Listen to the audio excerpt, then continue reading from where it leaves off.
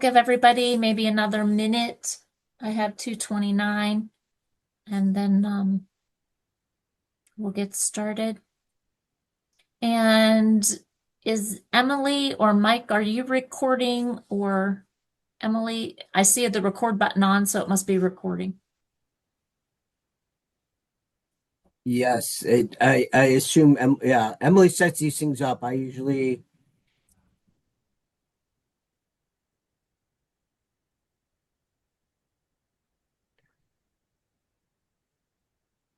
Okay. When I logged on, it said it was recording, so good to hear. Okay. yeah.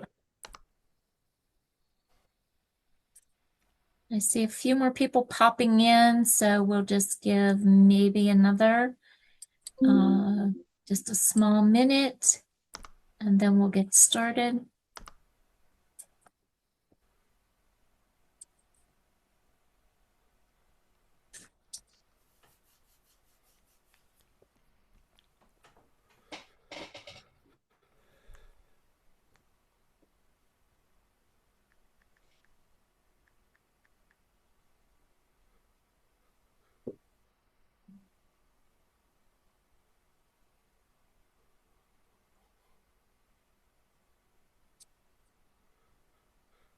Okay, I think I'm going to go ahead and get started just because I know we have some time sensitive things this evening. So first of all, I'm not sure if any of my students are on here, but I just want to make sure that you understand we know there's a vigil on campus this evening. So if you do need to come off of the call early, we completely respect and honor that for any of you.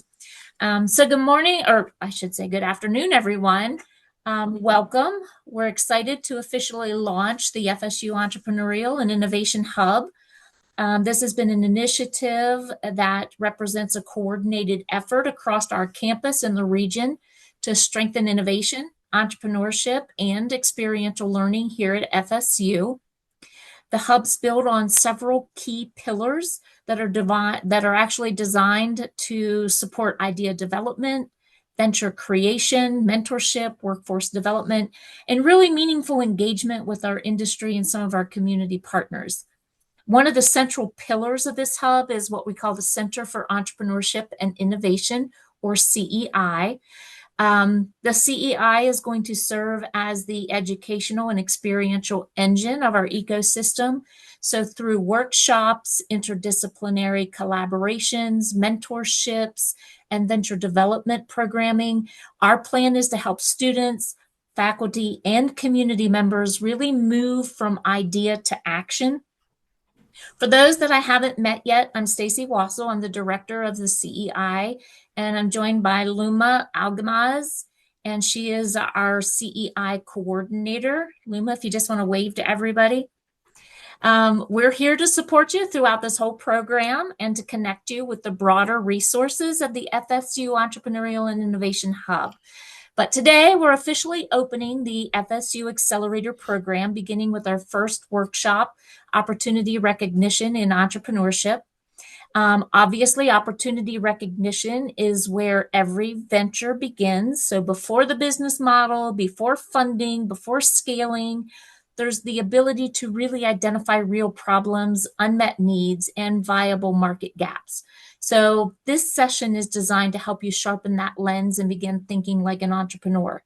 Throughout the coming months, we're going to offer additional workshops, mentorship engagement, opportunities to connect more deeply into the hub.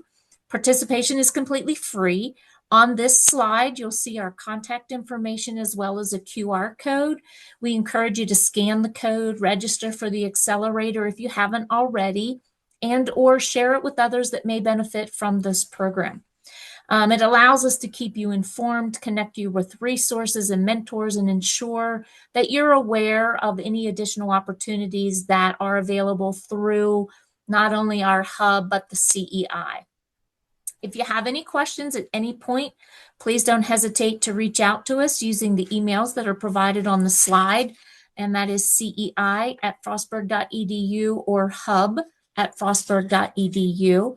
But at this time, I'd like to turn the session over to Mike Ducker and the MEIA team, who are serving as the facilitators of the FSU Accelerator program. We're very grateful to have their partnership and their expertise. So thank you, and let's get started. I'm actually going to hand this over to Ben, the director of MIA, first. Yeah, so I just want to give a big warm welcome to everyone here. We're very excited to be involved in this program. We're very excited about the prospect of working with Frostburg State University. My name is Ben Margolis. I'm the director here at the Maryland Energy Innovation Accelerator. We are part of the Maryland Clean Energy Center, which is a quasi-state entity that works on Green Bank, which is just a financing for clean energy projects and infrastructure. We do the infrastructure, sorry, we do the innovation part of that. I should also make a big preface that this is not all about energy and innovation, even though that is our background. We've been working with several organizations, including economic development throughout the state of Maryland, about just kind of early stage entrepreneurship, which is really where we focus. Um, and so that's what we're here and what we're all about. Um, our programming generally is we take an ecosystem-based approach. And so we bring in a tremendous network of professionals, companies, university partners, service providers, et cetera, and connect them to entrepreneurs and innovators. That's our approach. We think it takes a village to develop any technology, to develop any startup, to develop any program. And that's why we bring kind of the village to the innovator. What we call our ecosystem-based approach. Um, I think in this case, what this looks like often is our mentoring program that you're going to hear more about. But moving on to the team here. So my name is Ben Margolis. I'm the director here. I have Mike Ducker, our ecosystem manager, who will be running a lot of the programming for us, as well as Emily Shepard, our program coordinator. I don't know if you want to introduce yourselves and give kind of a background on yourselves as well. Emily, did you want to go first? Sure. So yeah, I'm the program coordinator here with Mia. I work to help facilitate companies form ideas. I have a background in industrial organizational psychology, so kind of bringing a data-driven approach to building teams and building companies. So yeah, I'll be here to help throughout the program and looking forward to get to know everyone. Thanks. And I'm Mike Ducker. I'm the ecosystem manager. I've been doing this for a long time since I actually had hair. I've supported entrepreneurs across the world in the thousands, have mentored. Many of them have gone on to raise money and be successful in selling across the globe. So happy to sort of just kind of give you an introduction of us in the program. Um, the FSU Accelerator program is really, we're really here to drive both entrepreneurship and innovation, which we should hope develops economic development.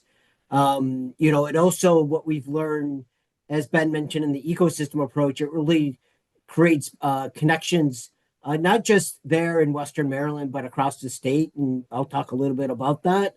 We're going to bring in other mentors from across the state. Although, this program is focused in on FSU students, faculty, any entrepreneurs in the region, and alumni. So I'm just going to talk really quickly about the program. So a big part of the program, as Ben mentioned, is about mentoring. And in fact, next Monday, we will have a speed mentoring event. And then after that event, you will choose the mentor that you felt you'll meet a lot of the mentors, both that are in the region and some that we will bring from other parts of Maryland. You'll probably do maybe 3 or 4 different mentoring sessions, depending on how the math works. And you'll basically say after that, I would like to work with so and so. And then what Emily will do is help sort of create sort of an online virtual mentoring engagement based on both parties' schedules to help you sort of move whatever your idea might be forward, or if you actually have a business already. So next week, this is kind of the what's going to happen. As I mentioned, you'll be able to pick a mentor, but we're also going to have. Go ahead. Sorry, did I hear anybody? besides doing a mentoring, we're also going to have a founder matching session where you get to basically, in about a minute, talk about your idea or your business or the help you need to the people who are participating in the program and seeing if we could start forming teams around what you're doing. So if you don't have an actual startup idea, but want to work for an entrepreneur or a startup, this is a great program where you could potentially join a team. After that, we'll have an orientation session, and then we'll do the main event, which is it is what it sounds like. We'll basically move you around to meet with different mentors, and where you'll kind of share your ideas and what you think needs to happen. And after that, we'll have a closing, and we'll have a form so that you can suggest what mentor you think will be the best for you. Just an example of some of the types of mentors that we'll bring in. To the right, Neil Sorkin. He's a very recent University of Maryland graduate. He's working on something that almost sounds like Star Wars. He's basically shooting laser beams to repower drones. He's already gotten grant funding from the DoD to do this because obviously this has a lot of DoD use cases. But again, he started this as a student at the University of Maryland to re-energize drones using lasers. It's pretty crazy. The middle gentleman, Shannon, is actually an FSU alumni. He was actually able to start a company and sell his company focused in on managing energy resources in the hotel industry. And so he's successfully exited his company, which is what a lot of startups and entrepreneurs want to do. The last person on the left, Samuel, is actually a current student. Many of you might be older than him. He has been developing a new type of battery that uses elastic energy. If you think of a battery that has a very strong rubber band in it, that's basically what he's doing. He's won numerous startup awards. And again, he's a current student at the University of Maryland, Baltimore County. So these are the types. We have several others, but I just wanted to give you a taste of the types of mentors we'll bring in to support you, plus the local mentors that are in the region. Besides the mentoring, we have a couple of workshops. We'll talk about sort of the entrepreneur journey and how difficult it is. We'll talk about customer discovery, which isn't sales or marketing. It's really most of you have ideas. You might call them a hypothesis. How do you check your hypothesis against what customers really need? What problems they really have? We'll go over go-to-market strategies. How do you do low-cost sales and marketing to a customer that you think about? How do you build your operations? And then lastly, we'll have a workshop on what are sort of the places and areas that you can get funding for your startup, both locally in Maryland and other national resources, both grants and investment. So that we'll get into kind of how to figure out how to get money for your idea as you kind of put a plan together.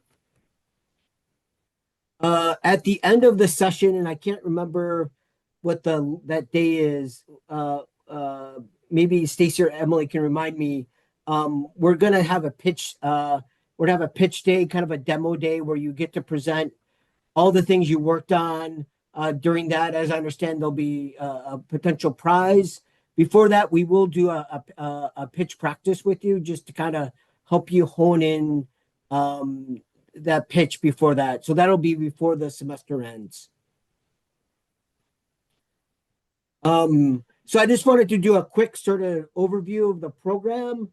And of course, the greatest mentor of all is Yoda. So I just wanted to make sure people understand this is a program that isn't probably about learning. It's probably about doing and learning while doing so that you can kind of move forward and figure out where you can have success in starting up a business.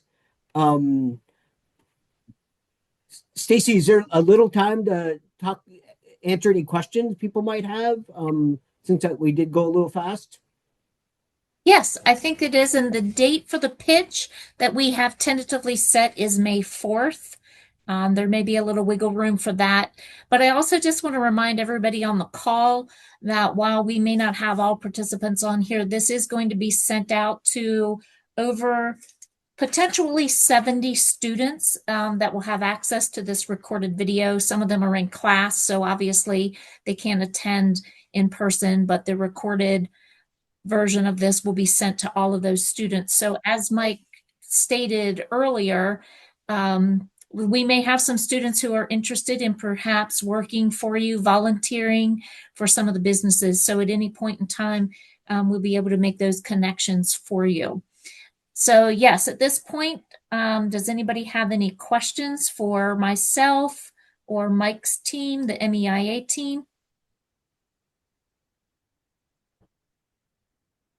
You can either raise your hand or put them in the chat. Let me get through. I'm not seeing any. Let's run through here and double check. Okay, with that, let me see if. Sorry, here. Oh, I go couldn't ahead. figure out how to raise hand. So, okay, everyone. My name is Lagu. I'm based in I'm based in here in Hyattsville. So my question is, say like I come up with the business idea or I present the business idea and then it has gone to a fully established, say, company. So does this program take equity into the resulting business or how does that work? So you're asking if we take equity into the business? Right, for like supporting, like accelerating the business process. We will not be taking equity into the business. What this is just designed to do is to actually just help you through the entire planning process, and to help you think about some things, give you resources where you can find it, if that's what you're talking about. Right, yeah. And, Okay, and that's clear because mostly the way I see most accelerator program works is that they take equity in the resulting startup that comes up or something. So I just wanted to sort of know that. yeah, I just want to say that yeah, we have Accelerator in our name, but we do not take equity. Outside of we have an investment fund that does, but if you're not getting investment from us, then you're Mhm. not taking equity. So no is the answer. But I can Yes. understand the question. Right, okay. Anybody else have any questions? Okay. I don't see any questions, so I am going to now introduce I, Jeff Simcoe. Oh, okay, I'm sorry. Stacy, I just put my email down if people do have questions. We're happy to answer any. We're very excited about doing this and look forward to seeing many of you next Monday. Absolutely. It's mike.ducker@mdeia.org. So if you can't see that in the chat, or if you need us to send that out to you afterwards, we'll be more than happy to get that information out to you as well. Again, at this point, what I'd like to do is introduce Mr. Jeff Simcoe. He is with Frostburg's FOREI, and I'm going to let him give you a little bit of background of what FOREI is, and then he will introduce our guest speakers for this evening. So, Jeff, do I see you on here? I'm here. All right. So, It's yeah, all so over thanks, to you. Stacy. Yeah, thanks, Stacy. Thanks for the to the team from MEIA. My name is Jeff Simcoe. I'm the executive director of the Outdoor Recreation Economy Institute at Frostburg State University. where we focus on the $1.2 trillion outdoor or economic sector that is the outdoor economy that contributes over $9 billion value added to Maryland's gross domestic product. And FOREI is a 100% grant-funded institute within the Division of Advancement and Regional Engagements. And one of our focus areas is entrepreneurship and business support. But FOREI really exists to strengthen and diversify the regional economy by advancing outdoor economy entrepreneurship, workforce development, applied research, and regional collaboration. We help communities, businesses, and public partners leverage public lands, recreation infrastructure, and natural assets to build sustainable livelihoods, retain talent, and enhance long-term quality of place. We've been working with Founded Outdoors, who is an organization and a community platform dedicated to supporting emerging entrepreneurs and small brands within the outdoor industry on a couple different projects over the last several months, and they've agreed to provide some content for this Accelerator program. So today we'll be hearing from Founded Outdoors about opportunity analysis for entrepreneurs. On March 9th, they'll be talking about financing paths. And on March 23rd, they'll be discussing revenue channels and business models. So one thing I do want to point out about these sessions and the Accelerator is we have, I think, a couple different sort of participation levels. Some folks are fully enrolled in the full Accelerator, and others, may pop in for content that interests them. So today we are delivering content about entrepreneurship, but that will have a sort of outdoor industry focus area, but generally can be applied across the whole spectrum of entrepreneurship. So with that, I'd like to introduce Founded Outdoors. I believe we have both Katie and Hal with us today. So if you come off mute and say hello, I'm pleased to welcome Founded Outdoors. Thank you, Jeffrey, for the welcome and the introduction. I'm glad that Enhao and I showed up a few minutes early. We live on the West Coast, where typically I think most people show up 10 minutes late for everything. So I'm glad we're on time here. Thank you, Maryland Energy Innovation Accelerator team, for having us. Enhao, next slide, please. So Enhao and I represent Founded Outdoors. At Founded Outdoors, we provide resources and programming for folks who are building outdoor recreation businesses. And the way that we support outdoor businesses is twofold. First, we have a free community for outdoor business owners from across the country. We work with about 600 outdoor business owners in this community. And in that community, we provide educational programming, as well as we do panels with experienced entrepreneurs. But the real goal with that community is peer-to-peer knowledge sharing. We don't think there's anything really more valuable than entrepreneurs learning from one another. The other way that we support business owners is we partner with local economic development groups and state outdoor business alliances to help them understand the needs of outdoor business owners in their regions and to build resources and programming to help those business owners address those gaps, those challenges, and start, modernize, and grow their businesses. We are thrilled to have a partnership with Jeffrey and his team at the Frostburg Outdoor Recreation Economy Institute as he looks to stand up an outdoor business alliance in Western Maryland. I will say that we work with businesses, with people who are just getting off the ground to businesses who do several million in revenue every year. everything from when companies are just starting to sell their product to fundraising to looking to sell their businesses. I'm Katie. I'm one of the co-founders. Before starting Founded Outdoors, I worked with NHOW to start a company focused on women entrepreneurs in the Bay Area. We partnered with Microsoft to run Accelerator programs.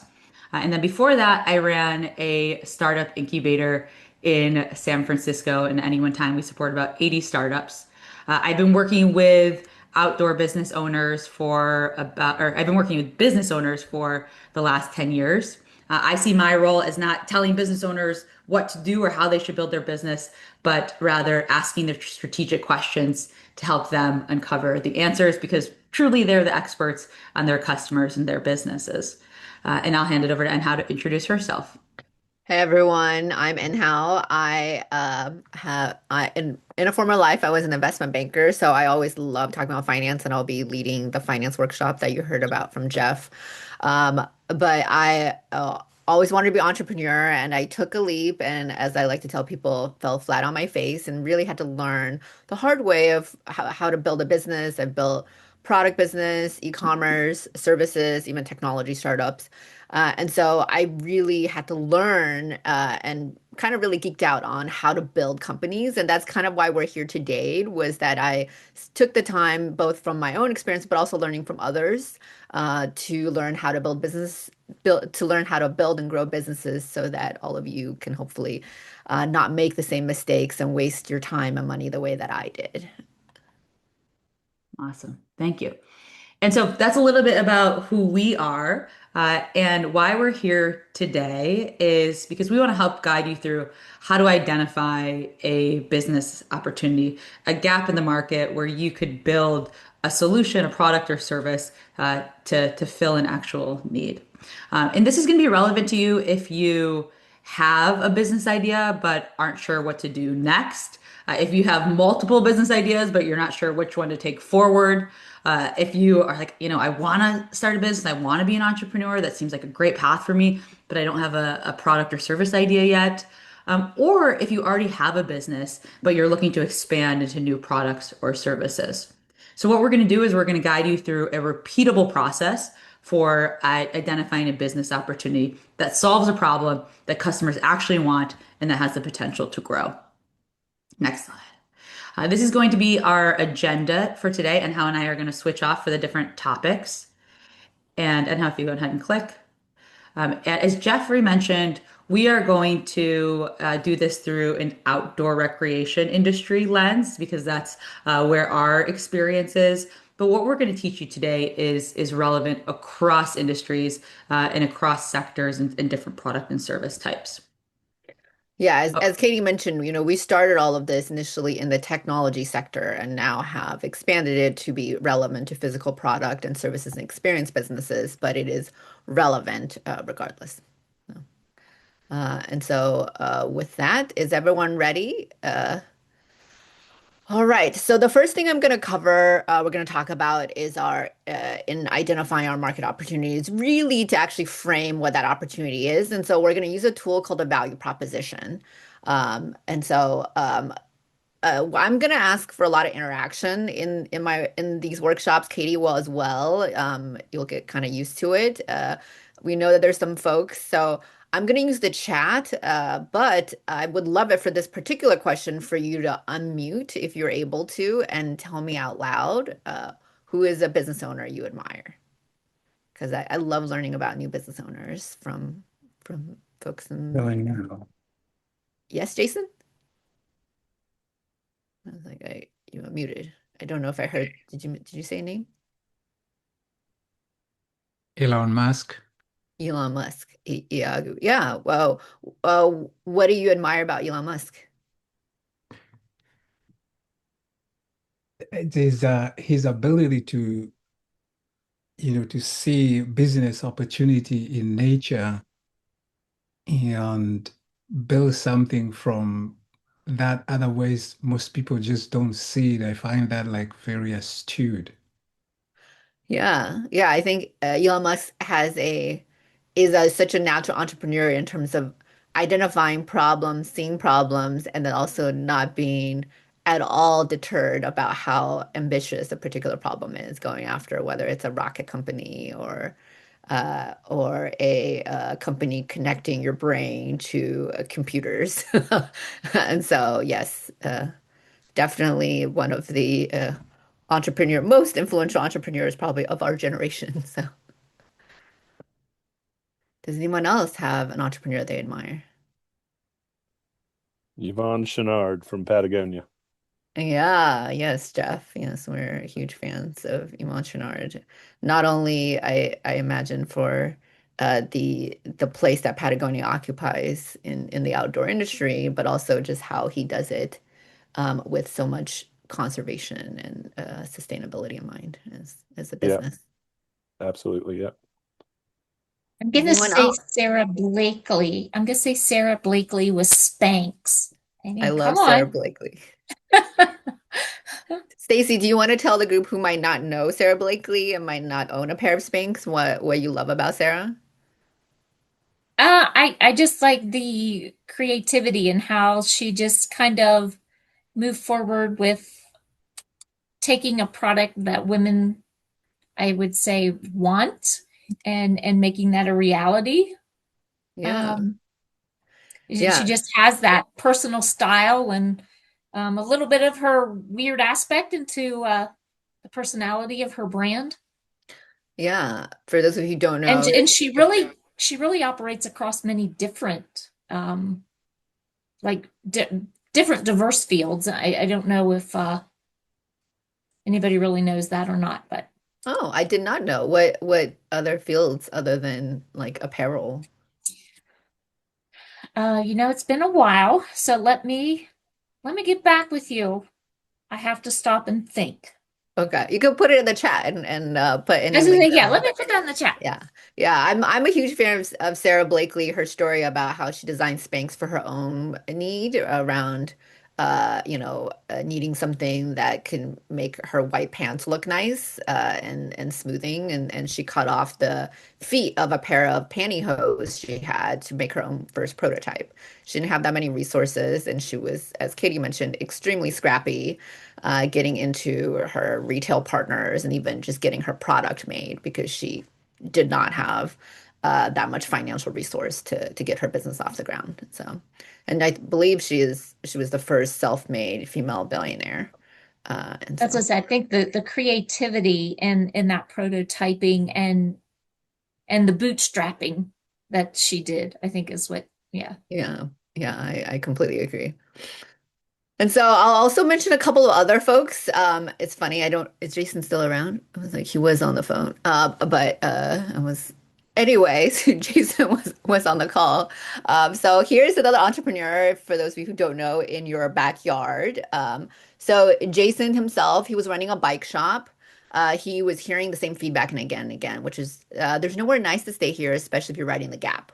And he knew from his presence at university, he was confident that there was year-round demand beyond cyclists for a good place to stay. So Jason came up with a solution. He started Allegheny Trail House, which is a cyclist-centered bed and breakfast that's comfortable, welcoming, and thoughtfully designed for trail users as well, and also appeals to visiting families and guests of the university. Another entrepreneur, he's not in Maryland, but he's nearby. This is Paul Thomas. He started backpacking after accumulating about 5,000 miles through hiking through the Appalachian Trails and the Pacific Crest Trails. He had an epiphany. He really wanted to have he wanted not just a pack, but he wanted to have a waist pack that's tailored specifically for through hikers.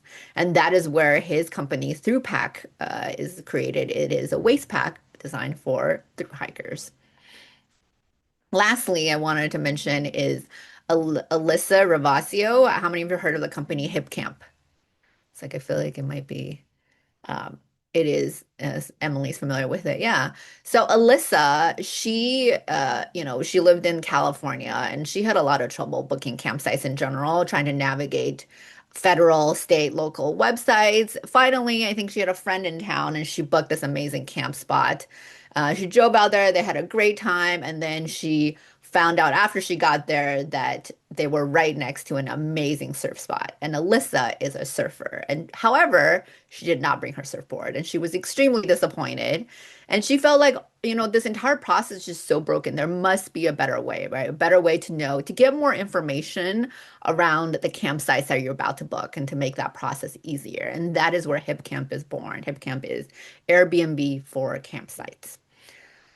And so, given all the stories that from the folks here who just shared, the stories of Sarah Blakely, and I guess we didn't go too deeply on Yvonne Chouinard, and the three examples I gave, what do you think these entrepreneurs have in common? What did you hear that you felt like was, I mean, they're all different stories and all have different journeys getting there. But what did you feel like they have in common? Drive. They all had drive and action. Yes, very important. Maybe there's a problem they want to solve. Yeah, Jeff. Yes, that is correct. They're all solving a problem, every single one.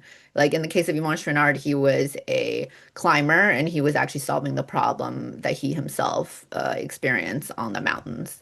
And so, yeah, all of these entrepreneurs, and that's a key part of being an entrepreneur, is seeing problems and then one step further, because we all see problem, is having a solution and taking action and having the drive to actually solve that problem and build a business from that. And I know that's why all of you guys are here today. But that problem, that pain that they're experiencing or that they're seeing other folks experiencing, that is really important motivation to build a business.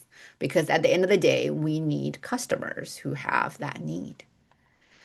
And so that is why when we think about building a business, when we think about anything, we always think about it as starting from the problem. It might be easy when you're talking about business, we tend to think about it as, oh, so and so created X, right? Like so and so created this solution, so and so invented this, they developed this app, they built this pack, right? But the truth is, it actually started before the solution. It all starts with the problem. And so, for those of you who already have have a product, I'm sure you are also thinking about a problem but for folks who are here to think of or to try to come up with a new idea. I'm going to give you some prompts in terms of thinking about a good problem for you to solve. So here are some prompts. Do you ever hear yourself saying, there must be a better way to do something? Like, there must be a better way to do this. Have there been obstacles that you have faced that have held you back for any reason? Have you encountered things that caused you a lot of frustration, a lot of annoyance? Maybe something was really uncomfortable or painful for you. Maybe it's not something you experience, right? Jason heard other people complain about things. So do you hear about people complaining about something again and again? These pain points, they could be big, or they could be very small and they could happen every day or it could just be very occasionally. So, what I want you to do is I want you to take out pen and paper. I'm going to need pen and paper for quite a few of these questions. And I want you to write down as many of these as you can think of. Especially for the folks who currently own a business, I bet you hear a lot of these from people. And then for our new entrepreneurs, just kind of think through to your life, right? To your family and friends. Kind of walk through all the things that may bother you. I'm going to give you 2 minutes. So I want you to write down as many problem or pain point or needs as you can think of. Don't judge yourself. Your answers don't have to be perfect. Come up with an interesting one, just write it down.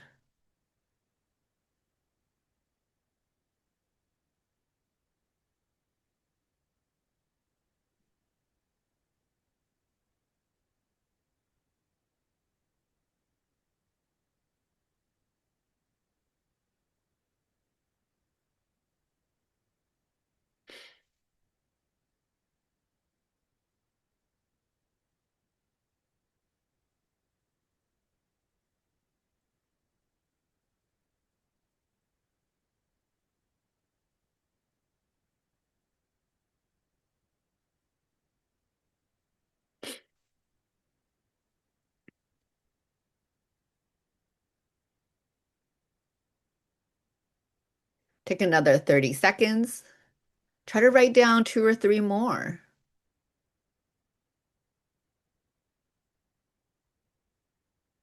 What do you hear people complaining about?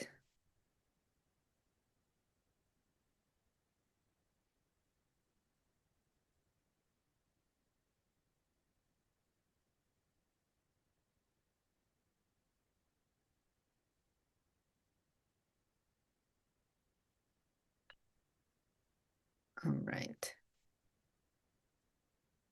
Write down one more. Okay. All right. Well, that pen's up. It's okay. If you have more you want to write down, great. I love doing this exercise. At any point in time, you can put a timer. It's important to put a timer on for yourself, and just start writing, right? And don't judge yourself for it.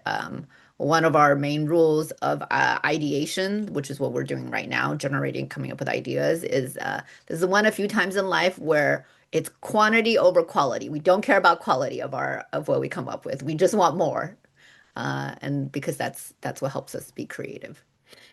So, how many pain points did you guys come up with? How many needs? Someone want to give me a number? How many did you come up with? Did anyone come up with five? Did anyone come up with more than five? I had 6. Oh, nice, Stacy. Okay. Mhm. Stacy's the one to beat. Can anyone beat Stacy? Did anyone come up with more than six? All right, then seems like Stacy might be the winner. You can claim your prize after today's workshop, Stacy. All right. So once you come up with a lot of ideas for potential needs, we need to pick one because we can't work on all of them. And so things that I would recommend in terms of thinking about how to pick a pain point is first lean into what your personal passions are, right? This could be your personal passions, it could be your personal skill sets, right? But really think about like, hey, when I was writing this down, this one really excited me. Put a star next to the ones that excite you, right? Like, oh, this problem, like I want to know, like I want to dig more into this one. Other things to consider when you're picking the problem that you want to focus on is thinking about this customer, thinking about, okay, how frequently does someone experience this pain point? Maybe if this is something you experience yourself, you think back to, okay, when was the last time I experienced that? Or like, am I experiencing it every day? Am I experiencing it every week, every year? Or if it's something, the second component to think about is how painful is this for me or for the person experiencing it? Maybe it's something they experience once a year, but God, is it really painful for them, right?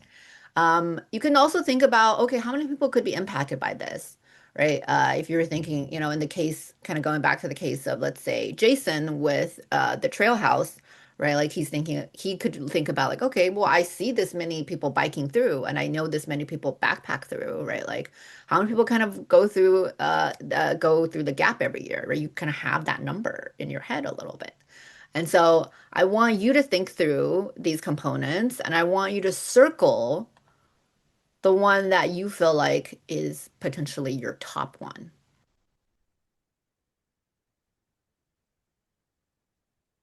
And if you say, and how I don't know the answer to the frequency and the cuteness. I don't know how many people. That's okay. Then just go off of your personal interest, and our research coming up will help you with that. But it's helpful actually to know what you don't know, right? Sometimes the most dangerous thing is to say, I know the answers to everything as an entrepreneur, when in reality, you might not. And in fact, that is actually more dangerous. And we need to wear a hat of constantly being curious, not assuming that we know everything. The next thing we want to do, now that we've circled that problem, is to identify who specifically has this problem. You might say, well, and how I have this problem. It's like, okay, then who are other people like you? I want you to define, right, like this group of people, right? Like you are a little too specific. So are there other people like you who might experience this problem? If there are other people like you, can you tell me their general age? Do they have a gender? Do they live in a certain area? Maybe they have a certain behavior, right? Maybe they're avid skiers, maybe they're cyclists, maybe they're surfers, maybe they're backpackers. Maybe you're the customer that you're experiencing that you're identifying actually just experience a particular problem. It's like people who have shin splints, right? Like people who deal with X, right? Like, and so I want you to identify the customer. Now, there might be multiple people, in which case I want you to write down multiple people. Okay, so your turn. Write down the person, write down the people who experience the problem that you circled up above. And I want you to maybe like stretch yourself a little bit, right? Like maybe you're thinking about like, oh, you experienced this, but if you force yourself to think, okay, but who else could experience this problem? Maybe you find that there are people outside your realm. So I keep picking on Jason as the example, right? But like he focused everything on his on cyclists in the beginning, but he stretched out to, oh, actually people on the trails, right? Like backpackers might also need this. Oh, actually people visiting the university might need this. So, and so once you've written down all of these customers, that's great. All right. I want you to circle your top one, but the other ones are still useful for you to come back and revisit. Does anyone have any questions? I just want to pause. So, has everyone identified a problem? And have you come up with a customer who experiences that problem?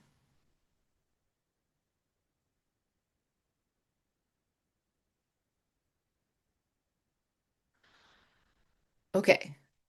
I'll give everyone a minute here. And then after the minute, I want you to put the problem and the customer, I want you to put it in the chat for me. Would love to hear what what problem you're looking to solve and who you think a potential customer could be for that problem. Like, sorry, not for that. Who experiences that problem? There we go. Let me phrase that correctly. So the problem and who's experiencing that problem.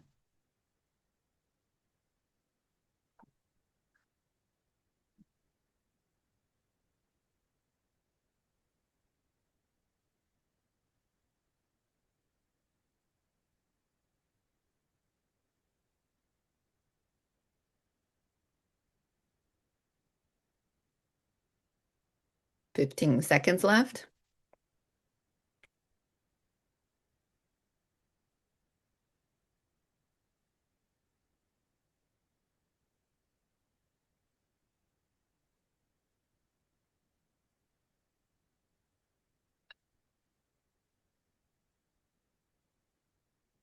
All right.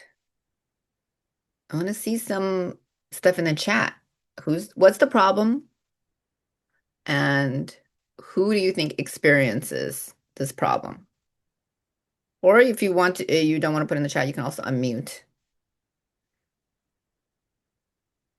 Did anyone identify a problem and a potential customer?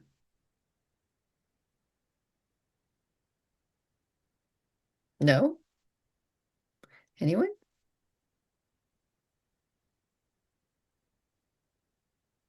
I Okay. can throw one out there. It's something that I um, have always been very conscious of, and it's a lack of healthy food eating places Mm, in our general area. And the people that I think mostly would benefit are athletes and very health conscious individuals. I love that, Stacy. Yeah, I think you've identified, you did the exercise exactly correctly. Yeah, a problem that you noticed, and a customer, potentially probably the customer base that cares the most about it, right? Yeah. Other ones maybe could be like families, right? Like parents who really wanted to like be able to go out to a place and take their kids, and that's healthy. Yeah. But I love the athletes being one who's they care more about what they put in their bodies. Yeah. Does anyone else have one they want to share? If not, all right. Jeff has one. Okay, condition alerts. So knowing the snow, like weather conditions, especially for non-locals who can't just look in their back out their window and actually get a understanding of it. Yeah. Yeah, I love that, especially like non-locals who are looking to come out Yeah. to. Is this for like skiers, are you thinking? This Or this could be for multiple outdoor activities, but most of the time you don't want to be the group that shows up a day late, right?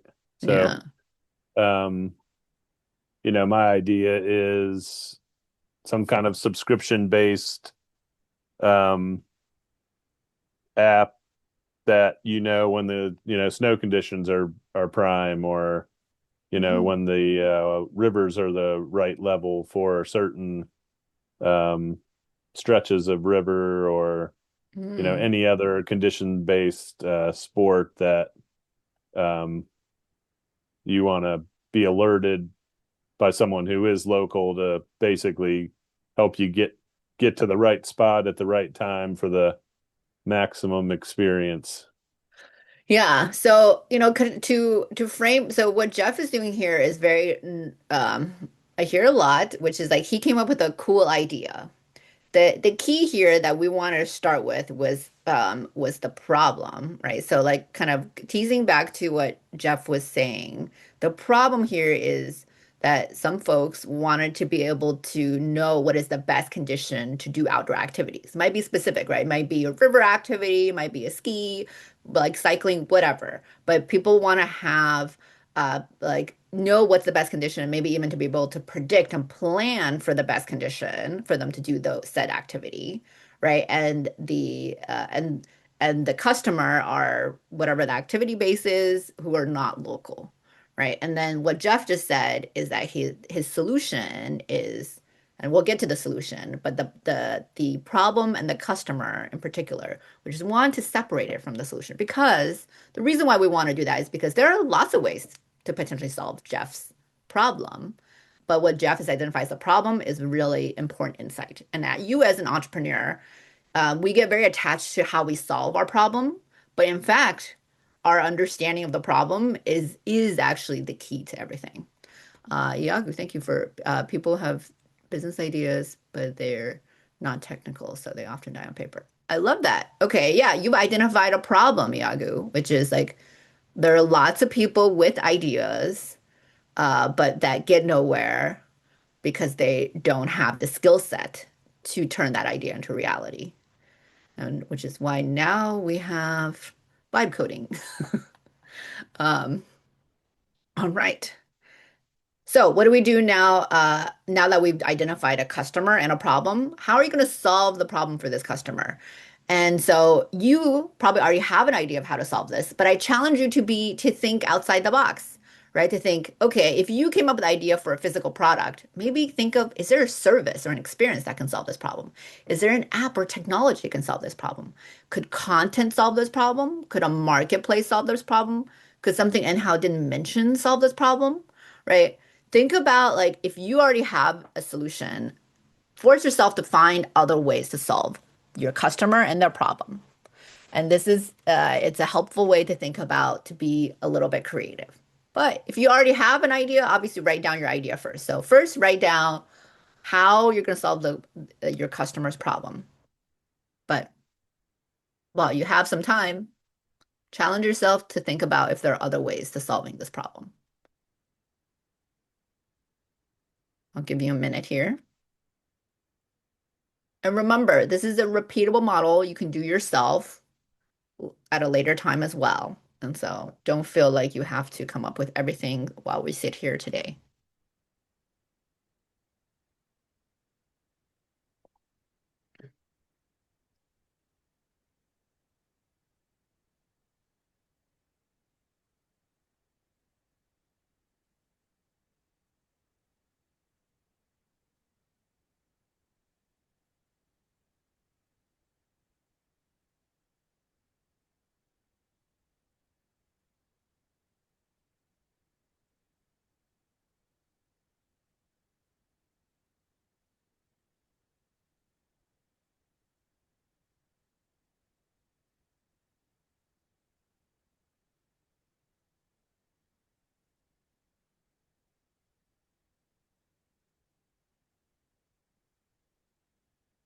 Awesome. All right. We have a minute here. So, were you able to come up with some solutions to solving your customer's problem?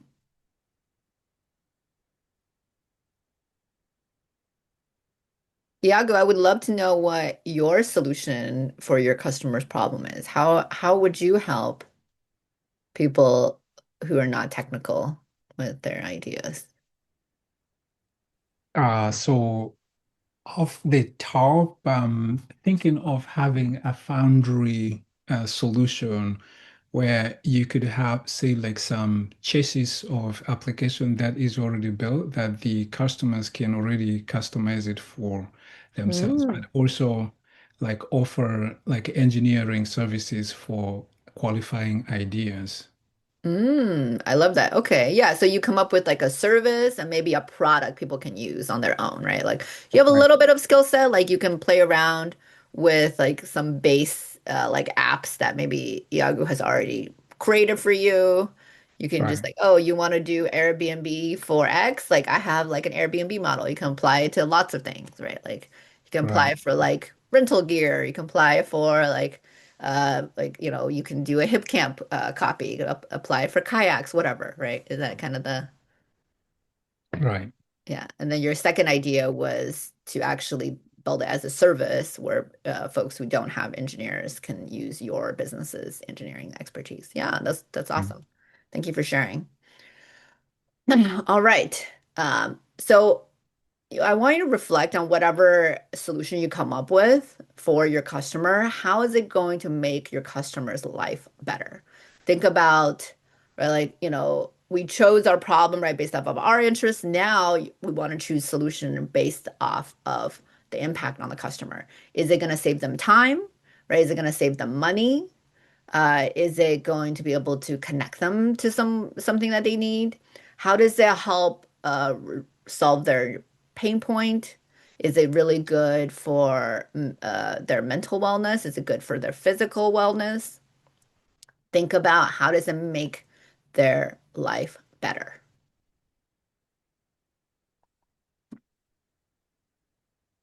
All right. Can write down one of those, and then I'll put all of these together into what we call a value proposition.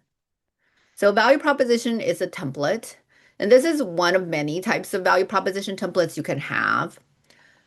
This one we focus on identifying, putting together all the things you just came up with. So we help customers who have a specific need or a problem by providing a solution that makes their life better through this benefit.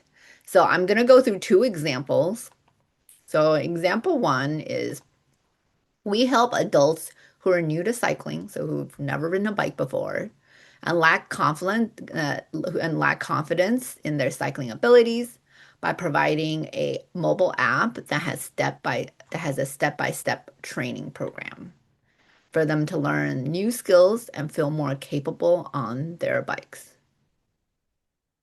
Right, so that's one example. Notice like when I put it all together this way, right? Like it becomes very simple. Our business becomes very clear, right? Like if you all understand what my product is, who it's for, what problem I'm solving for that person, right? And how it makes their life better. So here's another example for avid women cyclists who are worried about getting stranded while biking alone. Triple C, that's the name of this example, is a 24/7 emergency roadside assistance service for cyclists to give them peace of mind while cycling alone on the road. All right. So now it's your turn. You can write out your value proposition, pulling together all the elements we spoke of. And you can workshop it. It doesn't need to be in this exact order, right, with this exact wording. But you want to put in there the customer you identified, the need or problem you identified, what solution you have for them, and how it makes their life better.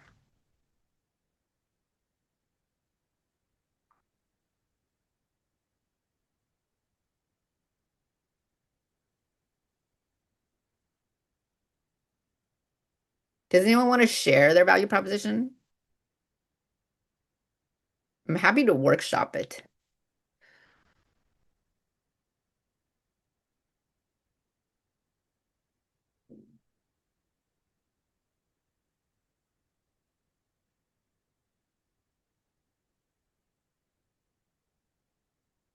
Or is anyone stuck in their value proposition in any parts?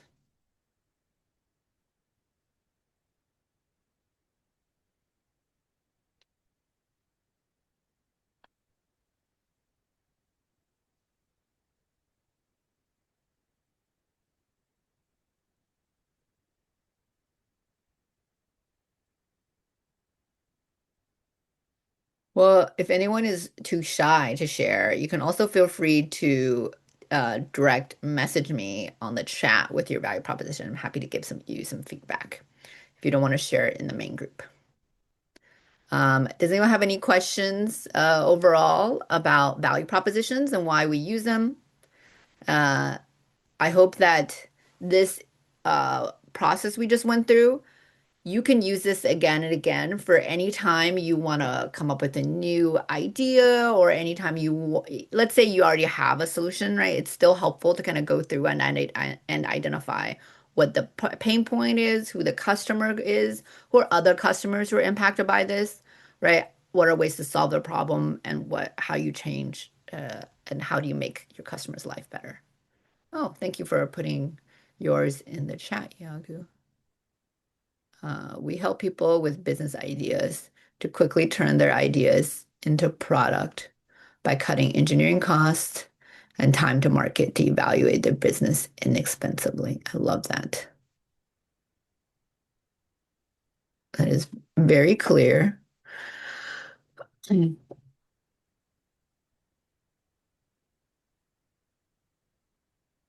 I think one thing that I would love here, Yagu, is maybe just uh, a little bit more clearly what your solution may be, because someone will look at this and it's like, you have very clearly stated the problem, which is great. And the customer, someone would recognize themselves and the benefit. I think someone might just be like, "So what do you do?" And maybe you're intentionally being a little bit vague here because you have multiple ways of solving the problem. Um, but just consider having one idea put in like having both of your ideas in different value proposition statements because um, your solution of a chassis based like product someone can play with themselves probably serves one customer, whereas someone who needs engineering and has the resources for engineering support might serve a slightly different customer. And so maybe they have slightly different pain points, they have slightly different benefits they're looking for. Maybe they're not looking to do things inexpensively, for example, and they just want expertise. Just food for thought for you. I see. Thank you. Yeah. All right.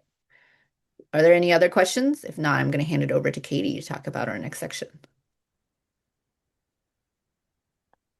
So just remember, even if you come up with an idea for a solution, to kind of look back and think about what is the problem you're addressing and who are the customers you're addressing. Who are the people you're solving that problem for. So with that, handing it over to you, Katie. Thank you, Enhao. Good job, everyone, so far. Okay, so you have done the groundwork and you've landed on a value proposition. But let's be honest, our value proposition at this point is still a set of educated guesses, right? It's a hypothesis about our customer and their needs. So now the goal is to get out of our own heads and to learn about our customers' lived experiences. And the way that we're going to do that is through customer discovery interviews. And this is a really valuable tool to have in your toolkit as a business owner, whether you're just getting started or whether you've been in business for 10 years. We often will talk to entrepreneurs who are really experienced entrepreneurs who have built multiple companies, who, when they're starting a new company, will do 6 to 12 months of just customer interviews to really hone in on that market opportunity. Okay, so to ground us, why do we do customer interviews? We do it to help us figure out if our assumptions are true. Is who we think our customer actually our customer? to uncover their pain points or problems, which may or may not be what we thought, to understand how our customers are currently solving their pain point and whether or not how they're currently solving it is sufficient, to better understand what they care about in general, what problems they care about solving, what they care about in solutions. And in doing customer discovery interviews, we're going to unlock opportunities to make customers' lives better. And we're going to identify where there are gaps, where there are those unmet needs. And also in doing customer discovery interviews, it's going to allow us to build empathy for our customers, to really be able to put ourselves in their shoes so that we design something that they actually need, that they want, and they're going to pay for it. Because to be a sustainable business, we need them to pay for our products or services. So when we're doing customer discovery interviews, we are going to put on our detective hats. We're thinking of ourselves as detectives that are piecing together clues to solve a case, right? We're searching for patterns and insights. We're asking probing questions to uncover hidden motivations and pain points and behaviors. Anna and I are going to do an example interview, and I'm going to ask you all to let us know what did we do well and what did Anha do poorly? What could she have done better? And don't worry, Anha has thick skin. She can take the criticism. Yeah, Okay. feel free to put it in the chat what you think I'm doing well or and poorly because I am going to be interviewing Katie. I'm doing customer interview and Katie is my potential customer. All right. Hey Katie, I built this app. Can I interview you? Yeah, of course, Anha. Anything for you? You like cycling, right? You go biking all the time? Yeah, I really love cycling. Great. I built an app called Triple C to give cyclists emergency roadside assistance. Would you pay $5 a month for a membership? Oh, it's like AAA. That's a cool idea, maybe. Do you have a car and pay for AAA? Yes, I do. Exactly. You wouldn't own a car without one, right? It makes you feel safer, and we think you shouldn't bike alone without emergency roadside assistance either. Well, my mom would definitely feel better about me cycling if I had something like this. Great. What other features would you like to see in the app? Well, I really like to go biking with friends, so something that helps coordinate them would be nice. Great. So, if we added a social feature to help coordinate with friends, would you pay for the app? Sounds interesting. All right, then I'll add you to my wait list for when our app launches. Great. Keep me updated. Thanks, Katie. You've been so helpful. Can you introduce me to one of your cycling buddies? Sure. I'll introduce you to my friend Hillary. Insane. All And right. I didn't say anything in the chat, but what did you think? What did you people think were about? probably so distracted by her incredible acting skills. Yeah, everybody, what did you think that and how it did well or could have done better? We'll put in the growth mindset way. Um, Jeff said, would you pay for that? But I think unmute and share what you mean by that, Jeff, if you don't mind. I think there could have been some additional storytelling and reasons what, the solutions, the product solving, any kind of features.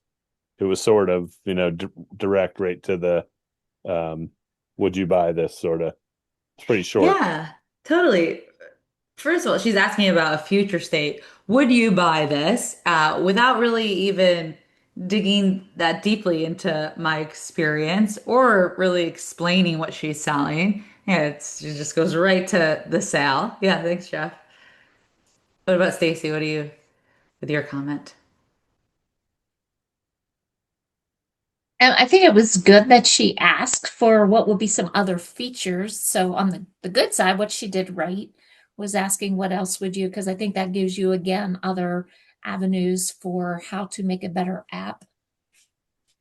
Yeah, she's trying to get to like what else do you care about? And she asks in so many words. Yeah, and then I bring up something interesting, right? Of like, oh well, I do like biking with friends. Mhm.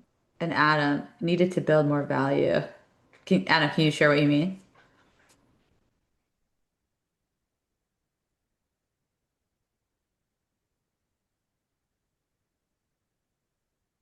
I guess Jeff kind of touched on it that, you know, storytelling. Imagine you're on the side of the road, you have a flat tire. What are you going to do? Um, hey, just pull out your app. You can, within half an hour, you'll have someone to help you. Um, just got to give some better value on the benefits of such an app. So yeah, she just goes to the sale without really explaining it. Yeah, and she didn't dig deeper, right? You're on the side of the road and you have a flat.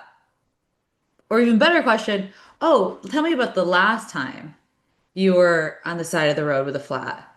Tell me about that experience. Okay, what did you do? What did you do next? And she didn't really dig into the storytelling piece. Yeah, who talked more in that interview? Anyhow, yeah, anyhow, right? She talked a lot more than I did. So anyhow made some big mistakes here. And she fell into a lot of the common pitfalls that we see business owners fall into. Um, First of all, she's too pitchy. This is a customer discovery interview. The focus here, the time spent here should be getting to understand my behaviors, my motivations, my needs, and I spent a lot of the time asking if I'd buy this solution. She asked a lot of leading questions. Oh, you have this for your car, so you would want this for biking too, wouldn't you? She asked yes, no questions. It didn't allow me to expand or walk step by step or story tell or tell about past experience. She didn't really go further, right? I brought up something really interesting, which was like, what? I care a lot about cycling with friends, and it's hard to find people to bike with. That could have been a really interesting thread for Enhow to pull on, but she didn't ask anything about that. She was really focused on what she was trying to sell me rather than learning more about what I care about. In this case, she didn't, I don't think she asked any compound questions, but we often see entrepreneurs ask compound questions where they ask multiple questions that can be confusing for the person that they're interviewing, doesn't give them time to respond. So how the biggest risk in doing an interview the way that and how did it is she led me basically to saying that I'm interested in her solution. So now Enhow thinks I'm interested in the solution, and I may not actually be. And so this is bad information. So she's now going to go spend time and money building something that I may not actually want. So this is giving her false affirmation that may take her down the wrong path where there isn't actually a market opportunity. So, Brian, I like that you said that she likened her service to AAA. So when she is in the place to describe her solution, that could be helpful. Yeah, to compare it to a service that a lot of people clearly understand. But for this purpose, we want to focus not on the solution, but on the customer's behaviors, past experiences, what they care about. So we're going to teach you how to do a better customer interview. And let's talk about best practices. We'll start with the opening. When we open, we want to introduce ourselves without pitching. So what we're going to do is we are going to talk high level about what we're working on, high level the type of business that we're building, or high level who we're building it for. The key is avoiding talking about our problem and solution. But if we share our problem or solution, they're going to shape their answers around what we've shared rather than what they actually experience. They're going to shape them around what they think we want to hear. And that's going to bias their responses and give us inaccurate information or unhelpful information. And we want to avoid the solution because this is not when we're talking about the solution. This is when we're focused on their behaviors. Any questions so far?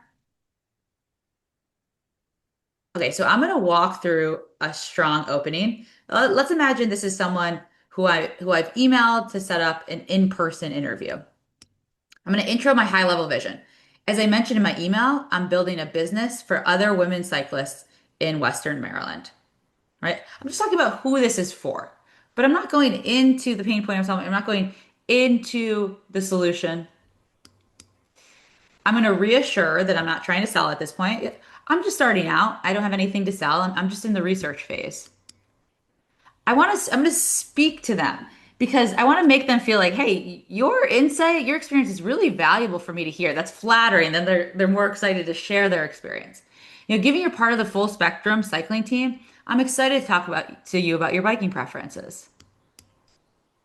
And then we're going to share time expectations and ask to record. This will take about 20 minutes. Do you mind if I record? And so again, we're trying to avoid talking about the solution and we're going to avoid talking about the problem. And to reiterate why we avoid talking about the problem, we want to see if they bring it up on their own. Because if they bring it up, that's a signal that they care about it. It's top of mind for them. If they don't bring it up, we can go through some questions and then we can ask them about it. But we want to see what they bring up first. What's on their mind? Um, what's causing them stress or anxiety? Oh, and then finally, I'm gonna establish trust. If there are any questions you aren't comfortable answering, feel free to skip. Right? So this is an ideal way to open your interview. I'm gonna take uh, about 90 seconds and have you write down your opening. Before I have you do that, any questions? Okay, I'm gonna give you 90 seconds here.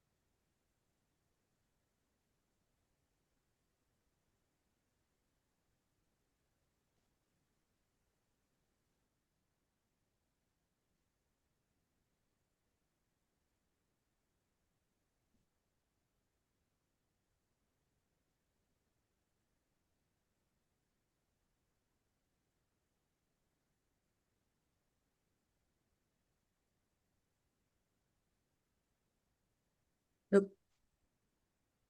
30 more seconds.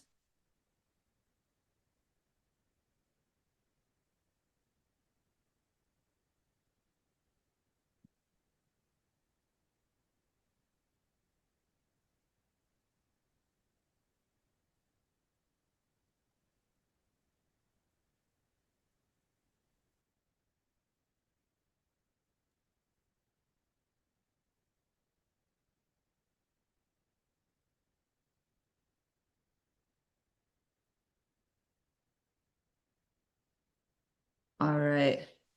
If anyone would like us to workshop their opening, feel free to put it in the chat and how can workshop it. I recommend after this, give it to someone and say, hey, can you make sure that I don't mention the problem or the solution?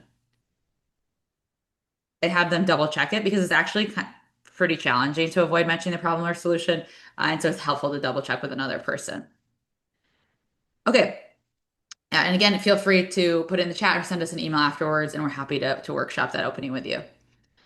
So we've kicked off the interview. Our next phase is listening and probing. And our goal is to get valuable information versus just getting people to tell us what they think we want to hear. To do that, we really have to listen. And so I'm going to give you the golden rule of customer interviews. If you remember anything from today's entire workshop, I would love you to remember this. So, first part of the golden rule, ask about the past. People are much better at recalling what they've done than predicting what they'll do. Tell me about your last run. What did you eat and drink? Tell me about the last time you went out to get food. Where did you go? Why did you decide on that place? How was that experience for you? Okay, ask about the past. Observe the present. Oh, you have a GPS radio in case of an accident? Can you show me how to use it? Oh, okay, you press that, and then what do you do? Okay. Observe the present. Forget the future. People are really bad at predicting their future behaviors. They're aspirational, they're going to tell you what you want to hear.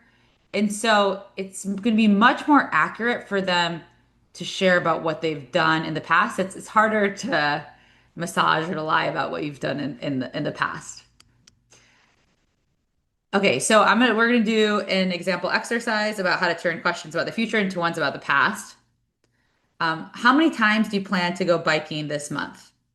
How do we turn that into a question about the past?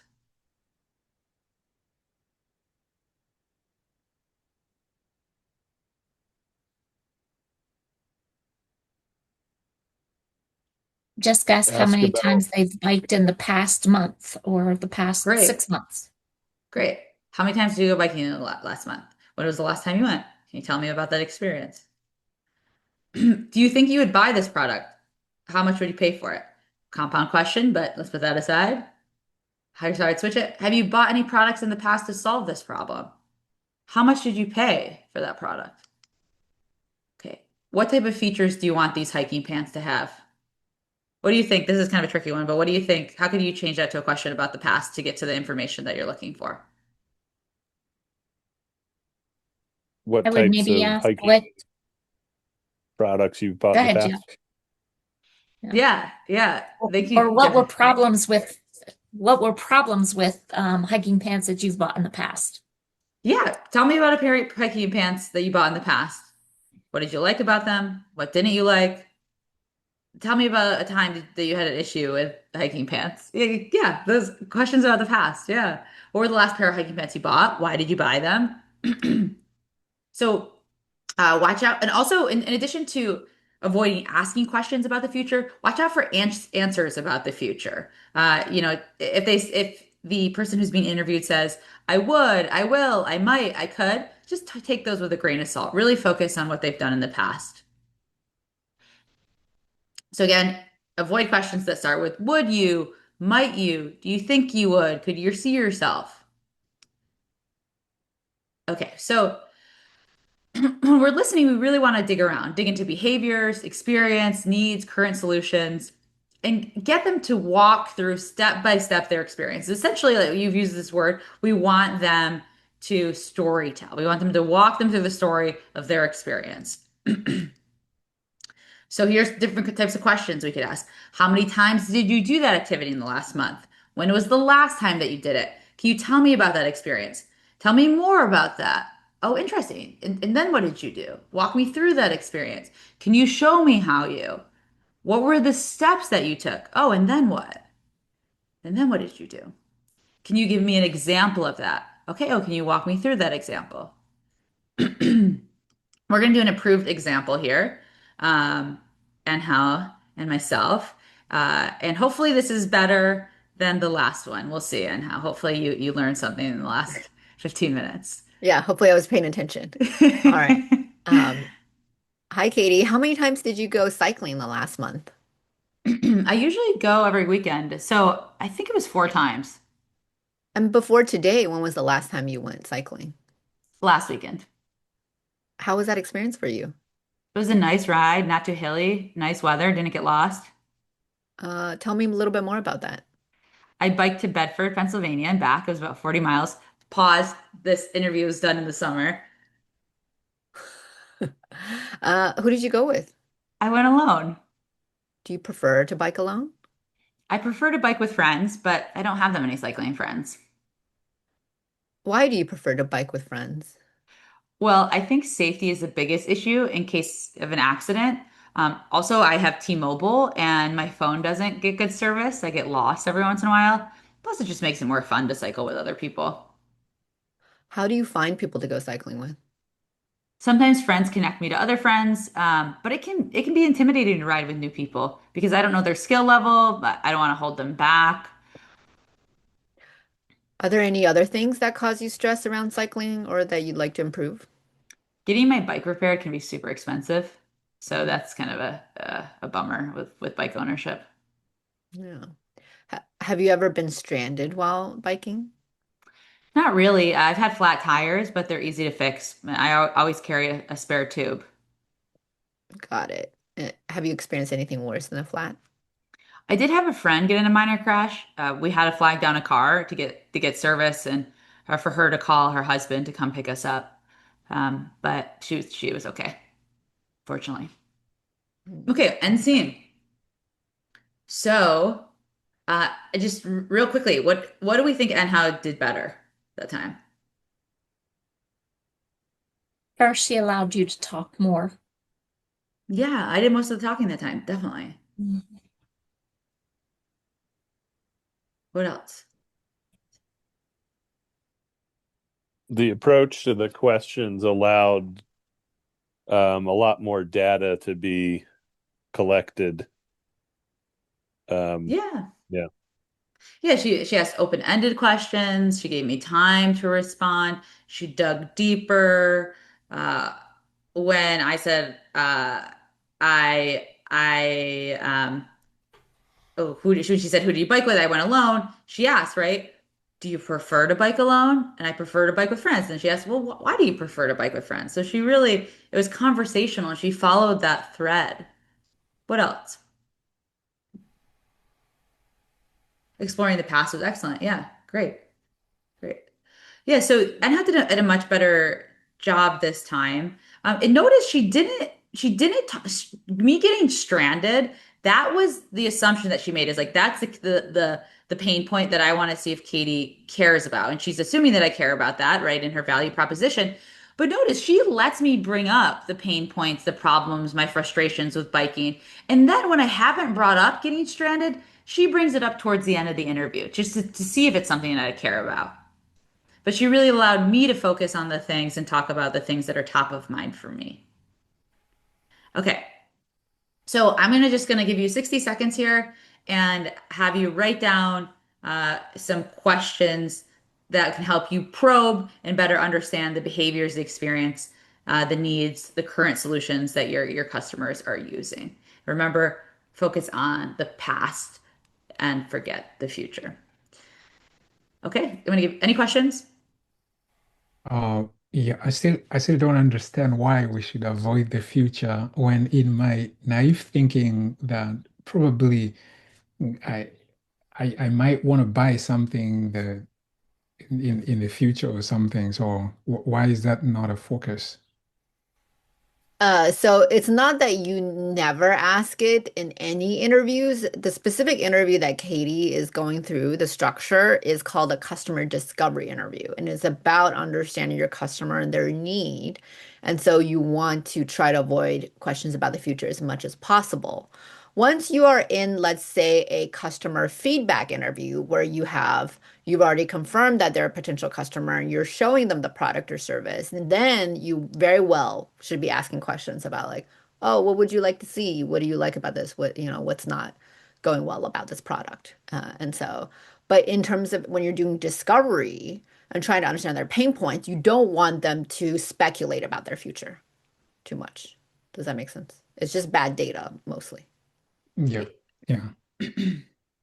Yes, great. Thank you, Anna. And I think oftentimes as entrepreneurs, we get really excited about our solution. And the biggest mistake entrepreneurs make often is like, I'm attached to the solution, and so I'm gonna just build it. And this is really time to focus on, let me make sure that there's a problem here, or let me just really figure out what are the problems and the pain points and the unmet opportunities, because that's where the market opportunity is, and it may not be what you originally thought. And so you want to make sure that what you're building, this is going to help you make sure that what you're building is grounded in an actual need. Okay, I'm going to give you 30 seconds here to write down any questions, and then we will wrap up the rest.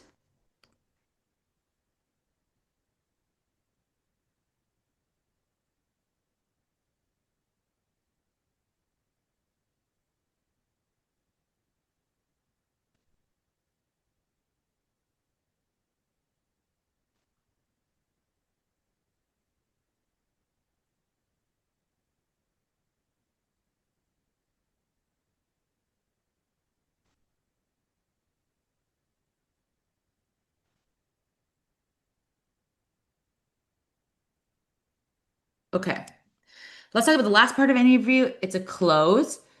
So what we want to do here is we want to thank them Thanks so much for taking the time to share your experience. Your perspective is really helpful as we try to understand uh, how people decide on where to eat in this area. Make an ask.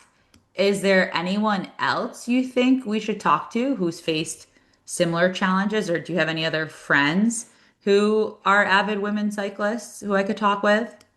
Confirm their contact information. Hey, we'd love to keep you updated as we make progress, if that's all right. Is this the best email for us to stay in touch? Because hey, she might be a future customer, right? And so it's helpful to have that email address because then I can reach out again when I want more feedback on a future product or if I want to add her to a newsletter list. Jot down any key learnings, anything that was surprising, anything that confirmed what you suspected, anything that contradicts your assumptions. Write down quotes, the voice of your customer, the language that they use. That may become really helpful when you go to do messaging and marketing and how you frame your future solution. So, if right after you finish that interview, write down some quotes that came up. Okay, those are the three parts of an interview. Are there any questions?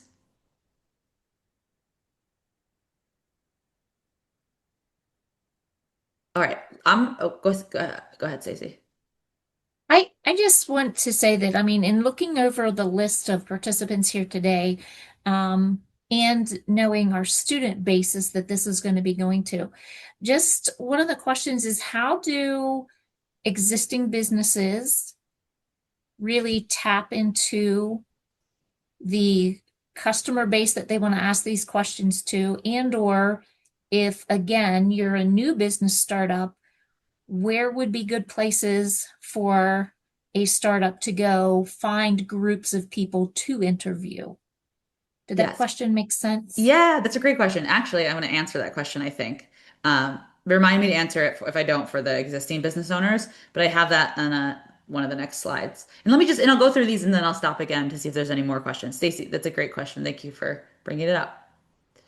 Okay, so before I get to that one, I have a few other common questions. Can I outsource interviews? Can I get someone else to do interviews for me? No, because you have to become the expert on your customer. You don't have to be the expert on all things. You can hire someone to do social media, for example, but you really have to be the expert on your customer, their needs. Where do I find people? Stacey, your question. Uh, think about your customer. Where are they spending time in person? For if it's local athletes, are they at trailheads?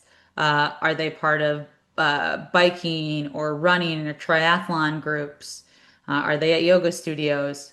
Where are they spending time digitally? Are they in certain cycling Facebook groups, or are they on certain Reddit threads? Where do they go when they're trying to solve the problem? Do they go to bike shops? Do they go to grocery stores? Where are they going? Or do they do a certain search in Google when they're trying to solve the problem that they're experiencing? Who are they listening to? Who are they influenced by? So these are great questions to think about. Where do I find people to interview? And do you want to take the question about where to find people if you're an existing business owner? Um, I mean, I assume if you're an existing business owner looking to serve your current customer base, that you probably have a lot of ideas of where to find more people like them. And obviously, if you have customers coming in already, I think this is where Katie mentioned an impromptu interview where it's not like, oh, let's find a time to sit down. Like, just start asking them questions about their behavior. Like, oh, like, what was that like? Oh, you're like, like thinking back to, I keep using Jason's example because apparently he had a bike shop, right? So he was talking to people who were cyclists who were going through. So it's just conversationally like, oh, where are you staying? Right? Like, oh, like what's that like? Oh, it wasn't a good experience. Was it too, like it's just it becomes a very natural, just like making conversation, but you are getting insight into a potential idea you have for a solution. And so I would just take advantage of those like unplanned, even like unknown interviews where you're collecting data and you're just listening, going like, "Uh-huh, yeah, tell me more about that," right? That's just honestly sounds like a good conversation technique. Yeah. So, I, I would also say if you have a business and you're like, okay, I want to offer a new product or service, and you're talking to a current customer who you think would also be a customer of that new product or service, questions like, how did you hear about us? Oh, how do you spend your time? Where do you go when you're looking for a solution like this? Those can also that can also be a valuable conversation. So if your current customer could also be your future customer, you can talk to them. And as Enham mentioned, doing impromptu interviews is great. It doesn't have to be this official, like, can I have 20 minutes of your time to do an interview? It can be when you're on your bike ride, when you're talking to someone at the gym, when you're at a soccer game, when you're on a backpacking trip. Okay, can I interview my friends? Yes. Just know that friends are more likely to try to please you. So you also want to make sure to interview strangers who are more likely to give you unbiased answers. How long should an interview be? If you schedule it, it could be 20 to 30 minutes. Don't ask for more than 30 minutes because, people are used to getting meeting calendar holds for 30 minutes typically. If they're really engaged, keep them talking. We're at 30 minutes. Do you have a hard stop or do you have more time? If it's impromptu, it may only be 2 minutes, it may be 5 minutes, it may be 10 minutes. Do I compensate for interviews? Not at this stage. If you are framing the interview to speak to your customer, they will likely want to talk to you, right? Especially if it's an underserved segment of the market.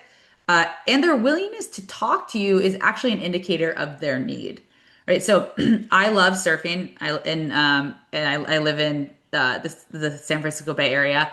I'm in a Facebook group with other surfers, and if someone posts, "Hey, I'm looking to talk to intermediate women surfers in the San Francisco Bay Area," I'm like, that sounds like me. I'd love to share my experience. No one has ever asked me, an intermediate surfer, for my opinion before. So I'm glad to share my experience. Right. And also in general, people like talking about themselves. So at this stage, you don't have to compensate for interview.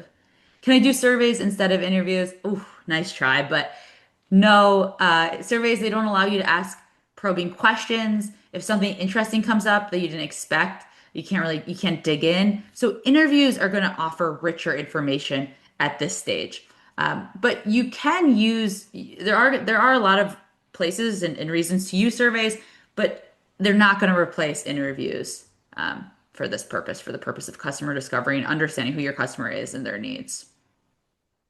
How many interviews do I need to do to draw meaningful conclusions? You're going to do these ongoing as you build your company. You should always be doing customer interviews to stay abreast of their needs. The market changes, the competitors out there change, their preferences change.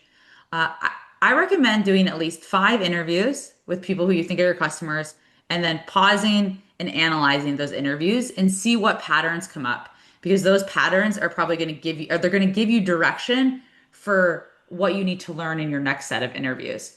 Okay, I did those 5 interviews. I heard this pattern. I want to understand, or I heard this need. I want to understand if that's a pattern. Or, I still need to learn more about what the customer is hoping to achieve. So I'm going to try to tailor my interviews around learning what the customer is hoping to achieve. You're likely going to know when you've done enough when you're not hearing anything new. Okay, and when you're doing, how do you analyze interviews? Your goal is to identify patterns and pain points. What problems or frustrations come up most often? Which ones are strongest? Like, which ones do they get most emotional about, or do they seem to have the most urgency around, or do they experience most frequently? Who experiences this pain most acutely? Is it the customer that I thought it was? And these people who have the pain point, what do they share? Is it their demographics, their behaviors, like the frequency of the activity? Maybe it's people who are cycling more than 4 times a month. Or is it they share the mindsets, right? Do they care about sustainability or nature or health? Are they biking for enjoyment, or are they trying to bike to set a personal record or to train for a 100-mile century ride? And the last thing are solutions. So interviews can really help us understand, what are people doing now to solve their problems? And are these solutions working or failing, or are they only partially solving the pain? So here's like an example analysis of where interviews might take you. Okay, I I start with thinking that I'm solving the issue of avid women cyclists being stranded. So I go out and I talk to five of them, and I hear that actually there's a pattern among older cyclists. They're the ones that seem to care more about being stranded. So then I talk to more older cyclists because I want to see if this pattern continues. And then I'm talking to older cyclists, and I learned that actually the bigger problem is overuse injuries. That's what they seem to care more about. Okay, I'm the other thing that I hear about from avid women cyclists is that being stranded isn't the biggest issue, but finding people to ride with, that's the thing that they care more about. Okay, and I consider myself an avid women cyclist. I have connections to other avid women cyclists. I care about the issue of finding people to ride with. So, I'm going to focus on this one now. So this is the new customer pain point that I want to focus on as I move this business forward. Okay, so now I'm going to update my value proposition. I have the same customer group here, avid women cyclists, but based on what I learned in my interviews, I'm shifting my pain point here. So it's avid women cyclists who are looking for people to ride with. And now that I've shifted the pain point, I'm also shifting my solution. I actually came up with a new solution.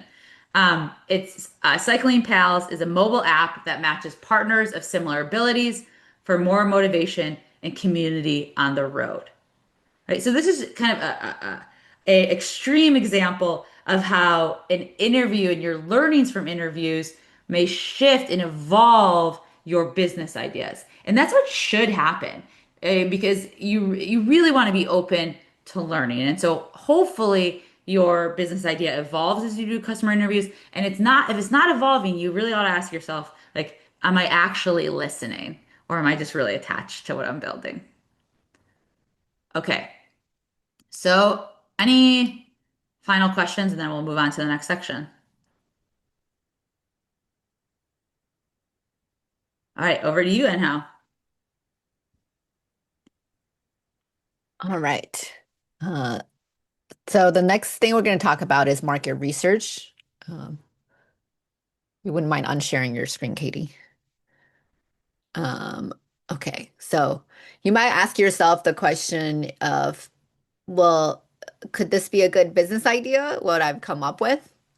And my answer is going to be, well, I actually don't know the answer to this question. I can't really tell you the answer to this question, but this is where we want to do market research and better understand our customers. And the most important market research, right, is gathering information from our customers, gathering information from our competitors, and gathering information from the industry. So our goal is to really find gaps and opportunities of what isn't being addressed for our customers, what our competitors are not doing, right? What the industry isn't seeing, and that is where our business is. So the first and most important thing you want to do is talk to your customers, which is everything that Katie just spoke about. Katie, if you wouldn't mind unsharing your slides, please. And so in the customer discovery interview, we were talking about who our potential customers are, right? What their needs are, who they're currently addressing, and what they care about in a solution. The next thing that we want to talk about beyond discovery interviews is we want to be able to talk to experts. And who do I mean by experts? These are people who really know and have insight into your customers. We're not just talking to anyone, right? It could be people who own or run a business or who run an organization or who just really, really work closely with your customer type. Who maybe also have experience with similar types of product and service. Maybe you're looking to build a restaurant, right? And you don't know anything. You've never opened a restaurant yourself. So it's helpful to speak to people who might have opened a restaurant in the past. It's also helpful to know people who understand the entire industry landscape. So people who have understanding of the big picture view, right? Maybe they understand consumer trends, what's getting excitement, what's getting attention, what's getting funded. Maybe they have an understanding of regulatory changes. So these are the three types of people, right? So people who know your customer. So think about if you are, let's say, targeting hunters, maybe it's helpful to talk to hunting guides. Maybe it's helpful to talk to hunting supply store owners, right? If you're trying to talk to different experts in any of these, I want you to think about who those might be for you, for your business idea, right? People who know your customer, people who experienced similar, who have experience in in a similar product type or service, and people who really understand the industry landscape. You might ask the question of, is it okay to share my idea? And I would say, yes, it is. Don't hold your idea too closely. In terms of sharing your idea, we recommend sharing it in a high level concept. And that is as a value proposition. That value proposition we talked about in the beginning, that doesn't give you any details, right? But that does give people a really clear idea of what your business is about. Maybe you can give them a context around like, how would someone use this solution? Right? What you don't want to talk about are specific design details, anything that might give proprietary knowledge away. So if you're looking to potentially get a patent on it, on the particular process, don't talk about it. But hey, what does this process address? What does this solution address? Who's that customer? You can't talk about that. So examples. So yes, for what you can do, you can say, I'm working on a new kind of water bottle designed specifically for trail runners. It solves the problem of bouncing and discomfort on long runs. And we're testing a unique way to make it more stable. What you don't want to say is that we've developed a dual chamber form-fitting bottle with an internal stabilization baffle, right? Like you don't need all that detail. You just need to tell them like that first one gives you a really clear idea of why you need this solution. Does anyone have any questions? Is anyone scared about talking about their solution? Maybe you watch The Social Network and you're like, someone's going to steal my idea. Most likely, you're not going to get someone who's as motivated to building your business, right? Like it takes a lot of work. An idea is something, but the actual legwork it takes is really hard. Now, you might want to be much more strategic if you're talking to a potential competitor or someone who could execute on the idea faster than you. Now that is where you might want to be more careful. The third part, beyond customers and experts, is identifying competitors, understanding what your landscape is, right? Your competitors could be direct competitors, people with the same type of solution and the same geography. Let's say if you're doing experience or service.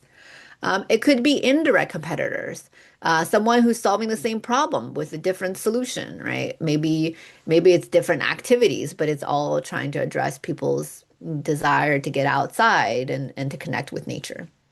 Um, your competitors could be really big companies, right? Or your competitors could be really small ones. It used to be in the technology space, everyone would say, well, what if Google did that? Or what if Amazon did that, right? And you get overly worried about these huge players. But the ones that, in fact, you should be worried about is actually another scrappy person who is maybe a small business, a new startup. And then the most competitive thing that you can find is any solution that could be free that addresses their problem, right? And where to find your competitors. So the places that you want to hear about is really listening to your customers. So in those customer interviews, asking them when you ask them, what else are you using? What else have you tried to solve this problem? Right? Really, you take notes down for anything that might be new. Don't just assume like, oh no, I don't care about them. They're not a competitor. But if your customers bring it up as a potential solution, it means that they are considering it as a alternative to or as a potential solution to addressing the problem. Obviously, I probably don't need to tell you to look at Google, but you can take a look at Google Trends to see what is trending. Um, Use AI, ChatGPT or Gemini, or one of the many solutions are really great ways to kind of do research. If you're doing highly geographic specific ones, probably not as good. That's where you actually do want to do your research more relying on talking to customers or even just looking on Google Business.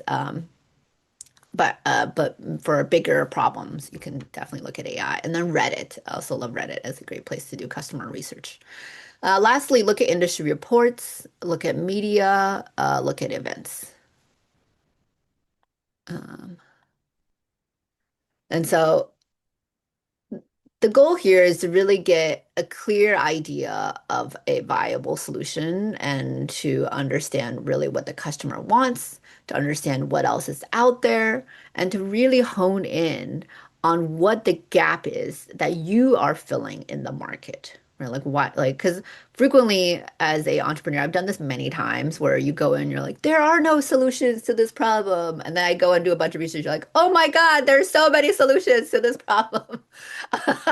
And but then the question might be, well, why haven't I heard about it? Maybe like you're like, well, I'm experiencing this problem and I don't know any of these solutions. So those questions are important, right? Like, is there a reason why you don't have access to those? But my main takeaway is still the most important source of information are not the experts. It's not the industry experts. It's not the person who have built a business, right? Like who've done this a lot. It is your customers. Because at the end of the day, right, like you are still focusing on solving their need. And an existing person might be focusing on solving a potentially different customer group. But once you've talked to those customers, it is really helpful to talk to people who do know your customers, to have experience with your product and service, and who know the industry landscape. So don't ignore them, but just prioritize. If they don't agree with each other, your customer is going to be a more important source of truth. And then lastly, to identify competitors, big or small, direct or indirect, especially free ones. Does anyone have any questions? Okay. I'll hand it over to Katie to wrap us up. Okay, last section. And you might feel like this is a lot because basically what we've done is consolidate multiple workshops into a single workshop. But we're just giving you the frameworks, and hopefully you can revisit this content, slow it down, and do it when you have the time. This is our last section, and so it's one of the biggest concerns that we should have as entrepreneurs is that we have that we're going to spend time and money building something that we that people don't want, right? And so a lot of us are really eager to build a solution, but we should be concerned that we're going to spend this time, we're going to spend this money, we're going to spend our energy building something that people aren't actually going to use. They're not actually going to spend money on. So just calm down, and we have some recommended steps to take before building. So again, this common trap is we get overeager, we sink a ton of time and money into building our product or service without understanding if customers actually want our products or service or making sure that it solves their problem. So what we're going to do instead is we're going to test our product or service idea with customers before we build it. And we're going to do it in a short amount of time with little or no money to decrease that risk of over investing. Okay. But you might ask, Katie, how do we test interest in our product or service without actually having a product or service? This sounds like a conundrum. Well, what we're going to do is we're going to run tests that explain our business idea clearly, and we're going to see if people care.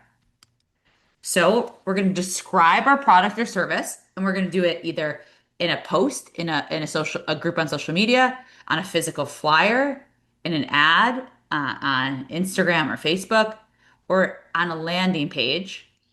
We're going to ask people to take a small action, whether that be sharing their contact information, joining a wait list, becoming a beta tester, or pre-ordering our product or making a deposit. Now, if they do those things, if they share their contact information, if they give us their time to provide feedback, if they give us their money for a pre-order, if they give us their credit card info to make a deposit, then that shows interest. It indicates to us that we're on the right track in terms of the solution that we're thinking about. Now, this is a much stronger signal if they take their time, if they give us their money, if they, give us their contact information. This is a stronger signal than if they just say like, "Oh yeah, I'm interested in that." This is a stronger signal that actually demonstrates real interest. And it's evidence that your solution solves their problem. And it's also these ways that I'm going to show you. It's faster and cheap. It's fast and they're all fast and cheap, right? The posts and social groups, the simple ads, the landing pages, and they're accessible to all of us, right? We don't have to have a makerspace or a manufacturer to do these things. So let's go through these different ways of gauging actual interest in our solution. The first is create a post in social. And here's a post with me and my friends biking. You want to make this post in communities where you think your customers are spending time. Before you make your post, you want to actually offer some value, so you're not just making an ask, but respond to other people's posts. Um, Make sure you're making a post that follows group guidelines. Avoid making it too pitchy, but try to frame it so you're offering value, and then also use an image to attract eyes. So, for example, I said, "Hey, ladies, I'm working on something special, an app for women cyclists to find riding partners who match their speed and distance, so you can find your crew, ride more, and have way more fun. We're about to kick off beta testing, and I'm looking for a few testers. If you're interested, drop me a DM." So, if someone messages me and they're like, "Hey, I'm interested in being a tester," that to me, the fact that they're willing to actually message me, the fact that they're willing to spend their time testing, those are indicators of interest, right? That's more than them just saying that they're interested. I can also make flyers. I recommend using Canva to design a flyer. It's a great tool for design. And you want to put your physical flyers in places where you think your customers spend time. So maybe I put it outside of a bike shop or put it outside of a bike studio. And then you can use a QR code to take them to a Google form to capture their contact information. So you can see on my flyers, I have my value proposition essentially, and then I say join waitlist. And if people actually put up their phone, use the QR code, and give me their contact information to join my waitlist, right? The fact that they're giving me their contact information, that is indicative. That is a sign that they're interested in my solution. Another thing that you can do is a simple ad. I recommend using Meta Lead Ad because that allows you to collect email addresses. You can use an image or a short form video. You're going to use the social media platform to define your audience so that it's aligned with who you think your customers are. You can use $5 or $10 a day.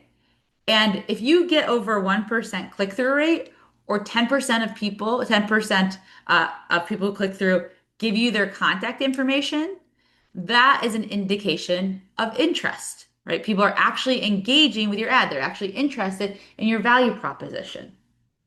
And a tool that you can use again is Canva.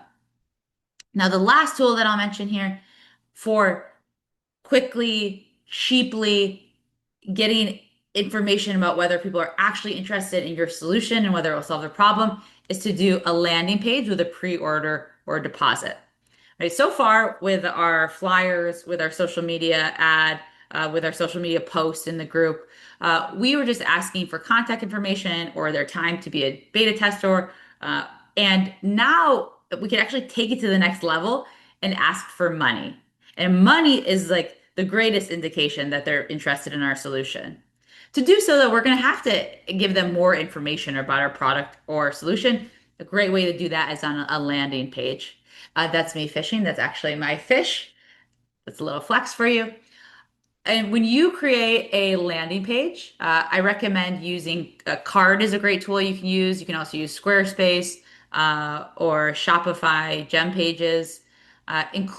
Before the fold or before the scroll, include an image, a value proposition, and a call to action. Reserve your spot in this case. Include more information on the product or service. Build trust through including your bio that shares like why you love this thing, any experience that you have, any certifications. Include testimonials if you have them. Include any press. Make sure your landing page is mobile friendly. Many people now access the internet through their phones. Yeah, and so again, this is another way to get an indication or get evidence that people are actually interested in the solution that you're building without having to spend a ton of time and money building it. And in that way, it de-risks and you can continuously de-risk the investment that you're making in your product or your service. I'm going to skip this, but when you have more time on your own, I recommend, and when you're at this stage, when you've talked to customers, you've really honed in on a pain point in a specific customer, then you're ready to do a test like this. And so come back to this content, plan your test. Takeaways: avoid building before you gauge customer interest in solution. Design cheap and quick ways to see if customers care, like posting in social groups, creating physical flyers, creating ads, creating a landing page and asking for a deposit or a pre-order. Make an ask, and if people perform the ask, it's an indication of interest. I went through that really quickly, but I want to be considerate of everyone's time. Are there any questions?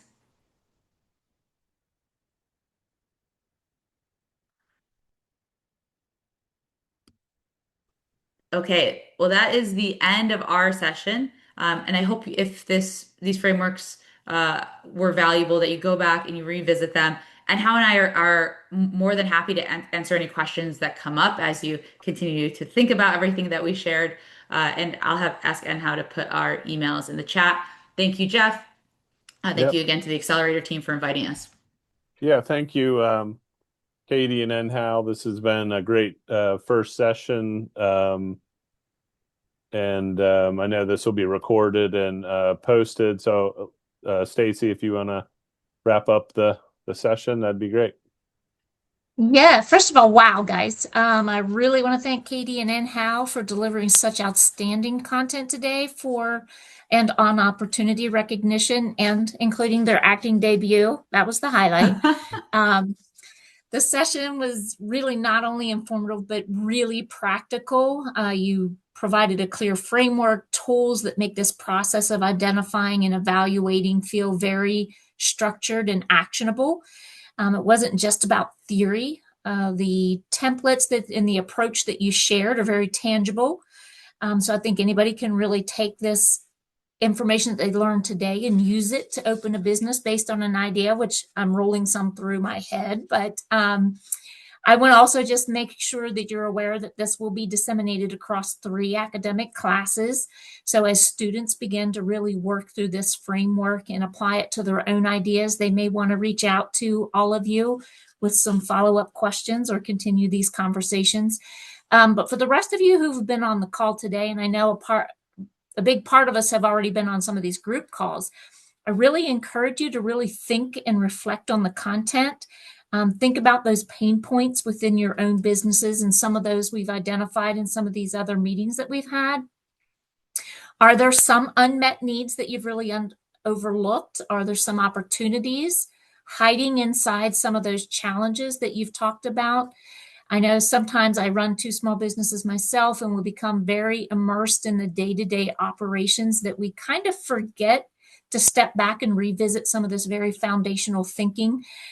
So I think today's presentation was really a good one to kind of remind us to pause, go back, reassess, really look for opportunity even within these existing businesses. So thank you guys again for your expertise, the clarity, your partnership with us. Thank you to the MIA team, Ben, Emily, and Mike. Thank you to Jeff for being here. I just want to remind you again, February 16th, and we'll be sending out more information. We will be having the Venture Connect program here on campus at our Lane Center. So again, more information and the recording of this to follow. So if anybody does have any questions back to that first slide, feel free to email me at CEI or hub@frostburg.edu. All right. Thank you, everyone, to the participants. We really appreciate having you for this first evening. Hopefully looking forward to seeing you in many, many more of the other sessions. Okay. That will conclude for this evening. Bye, everybody. Thanks, everyone. Bye. Good night. Bye.